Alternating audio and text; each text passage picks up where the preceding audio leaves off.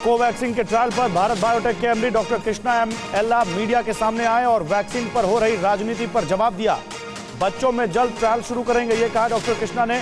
25,000 लोगों पर वैक्सीन का ट्रायल किया गया है और वैक्सीनेशन के लिए 2 करोड़ डोज उपलब्ध हैं, ये कहा जा रहा है भारत बायोटेक की तरफ से। दरअसल भारत बायोटेक की कोवैक्सीन को लेकर विवाद खड़ा हो गया है। कई पार्टियों के नेताओं ने कहा है कि जब ये 3rd फेज की क्लिनिकल ट्रायल में है तो इसको मंजूरी जल्दीबाजी में क्यों दी गई।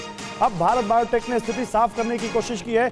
वो कह रहे हैं कि वैक्सीन के लिए बहुत बड़ा क्लिनिकल ट्रायल हुआ है। कोवैक्सीन का 12 देशों में 25,000 से ज्यादा लोगों पर ट्रायल हुआ है।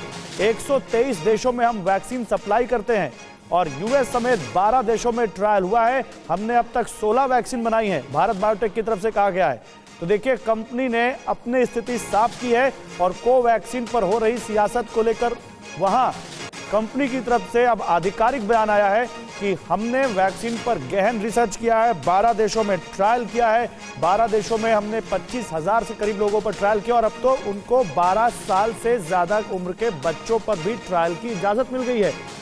इसको लेकर कांग्रेस पार्टी के कई नेताओं ने और कुछ जानकारों ने भी सवाल उठाया कि सरकार ने भारत बायोटेक की कोवैक्सीन को किन आधार पर इजाजत दी है। वो डेटा नहीं शेयर किया जा रहा है पब्लिक में, वो डेटा देना चाहिए डीसीजीआई को।